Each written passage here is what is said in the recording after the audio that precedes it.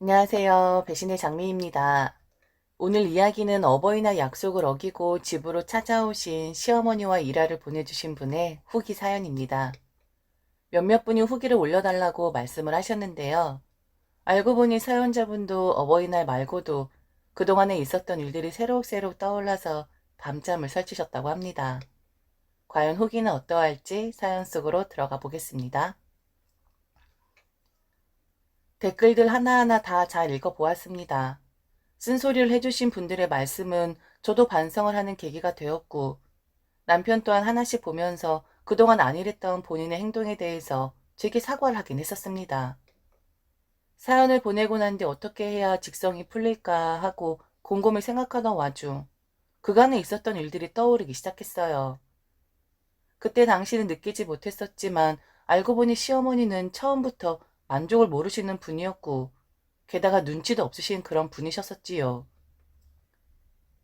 몇 가지 이야기만 더 해드리고 그 다음 현재 어떤 식으로 시어머니에게 대응을 했는지 말씀드리도록 할게요. 저희 시어머니는 김장을 하시는 분이 아니라고 말씀을 드렸었는데 딱 한 번 김장하시는 모습을 본 적이 있긴 합니다. 바로 3년 전 제가 막 결혼을 했었던 해였지요. 혹시 다들 기억하시나요? 3년 전 김장철에 배추값이 매우 비쌌던 거 말이죠. 저희 부모님은 크진 않지만 작은 텃밭에 배추나 물을 심곤 하십니다.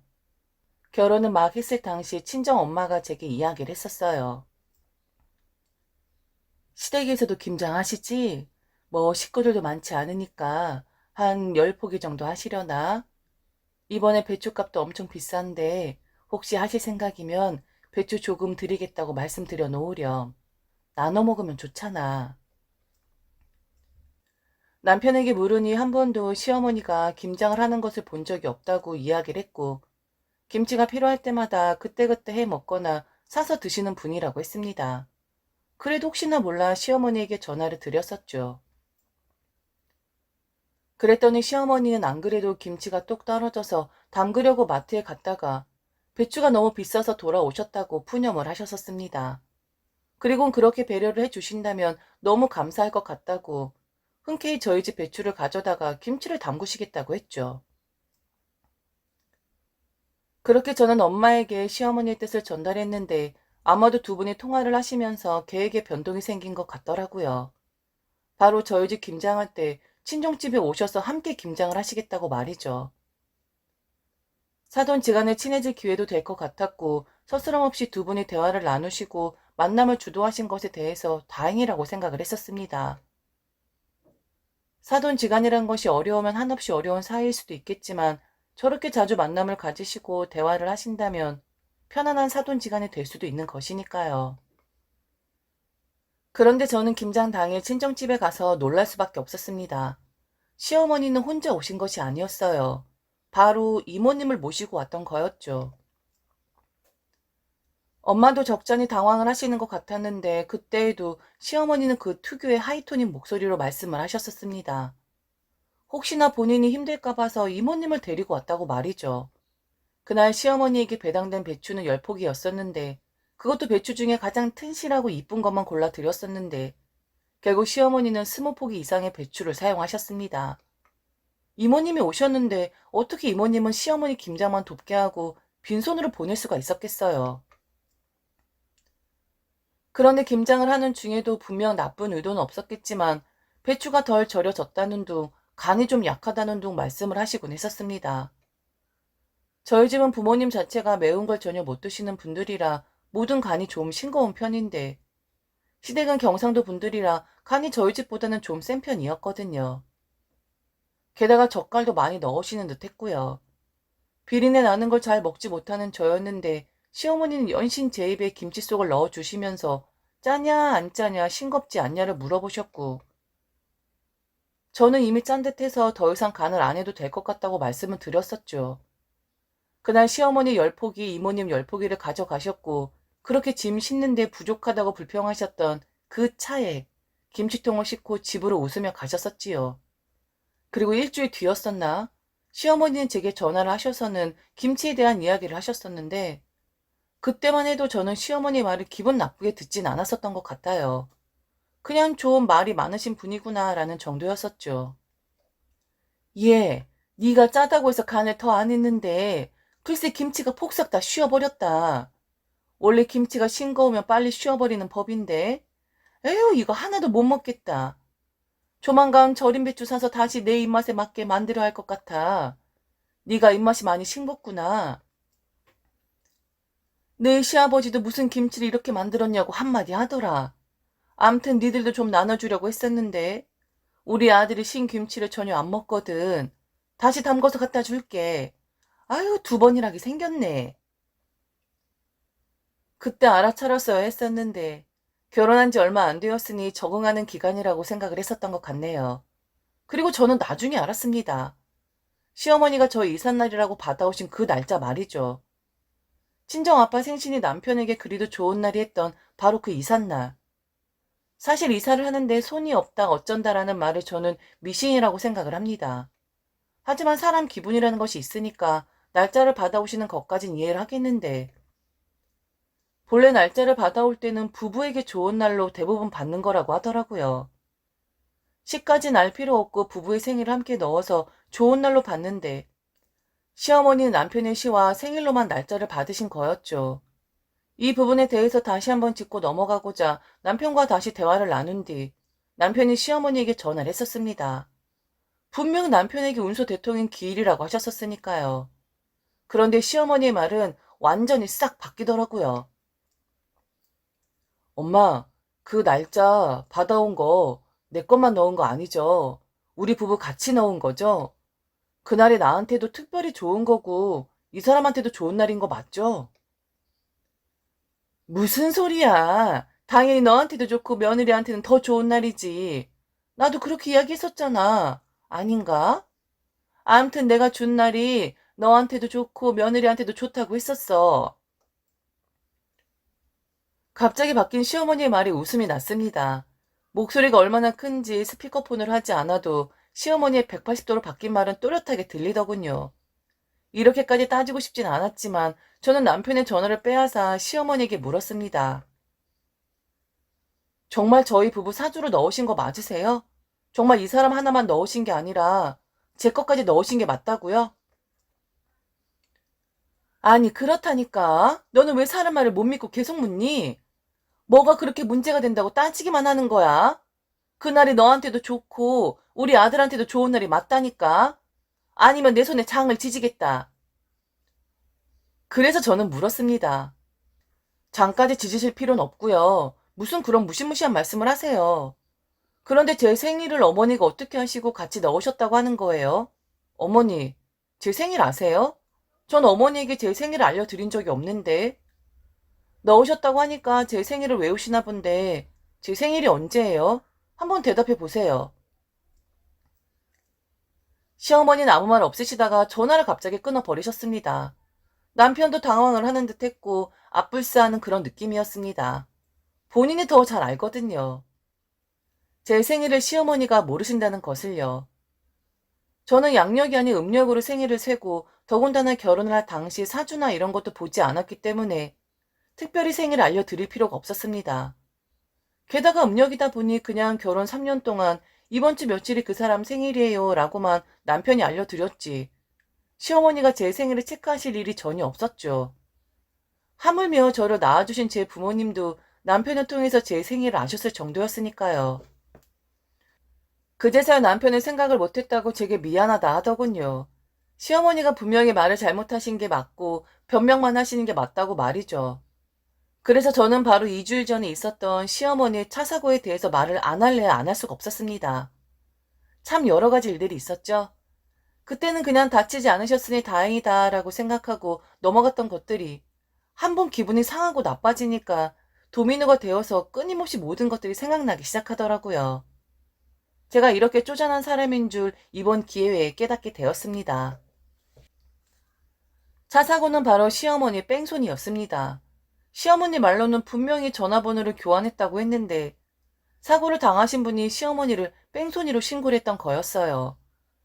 그땐 그냥 오해가 있겠거니 생각을 했었는데 지금 생각해보니 사고를 당한 여자가 젊은 여자라고 했었는데 무고한 사람을 신고할 일도 없고 무고죄가 정말 무서운 거잖아요. 과연 저희 시어머니는 그 젊은 여자분에게 전화번호를 주시긴 한 걸까요? 그때도 시어머니는 억울하다고 목소리만 높여가면서 분명히 전화번호를 주었다라는 말만 반복하셨습니다. 한 100번은 들은 것 같네요.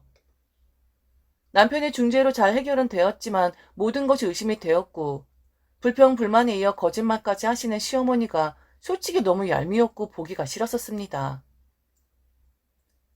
그런 시어머니를 변호하고 두둔하는 남편 꼴은 더 보기 싫었고요.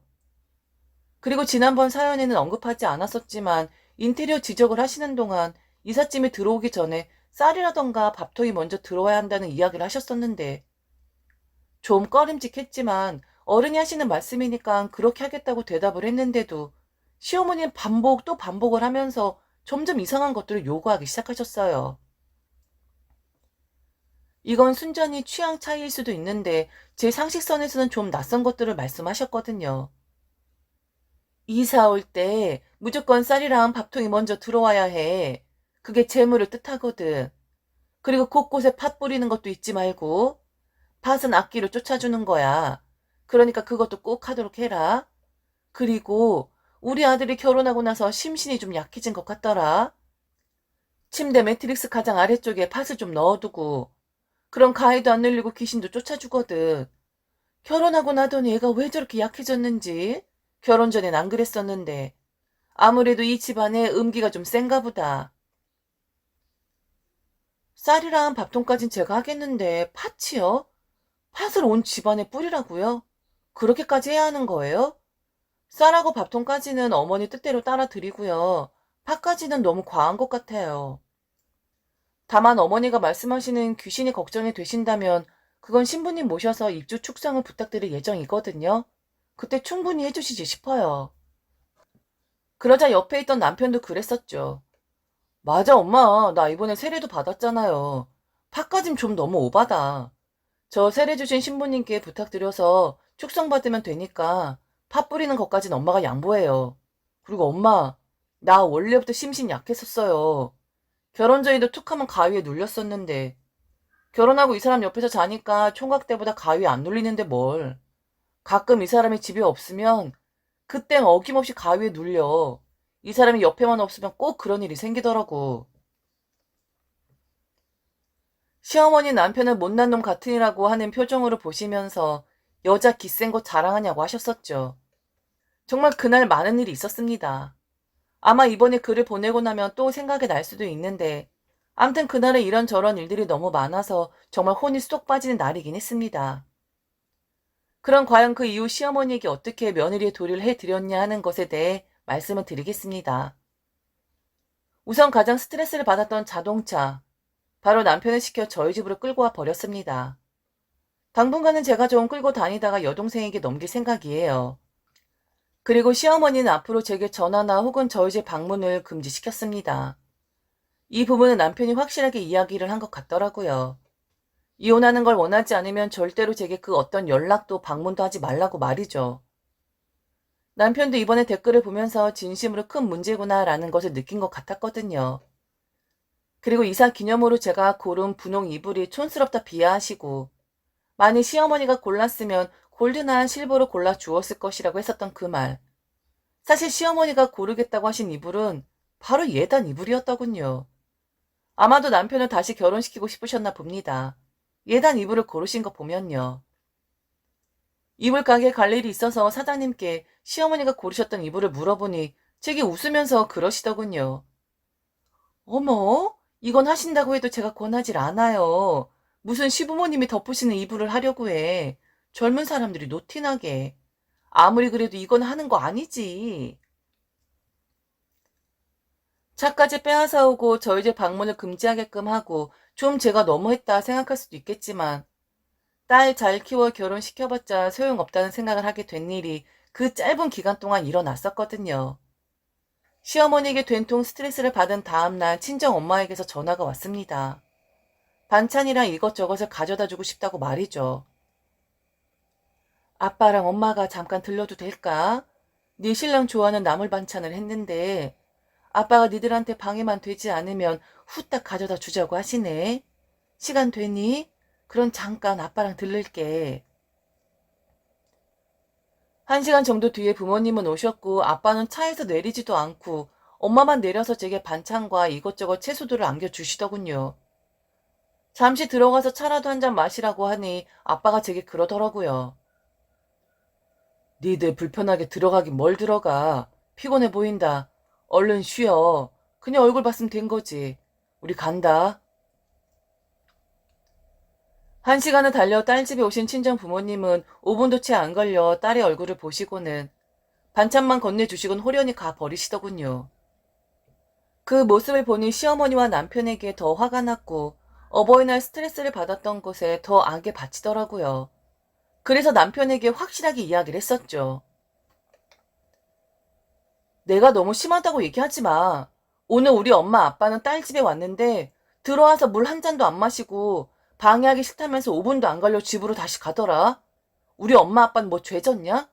딸 집에 왔어도 들어오지도 못하고 가는데 시어머니는 얼마나 영광스러운 자리길래 그렇게 들들 볶으신다니?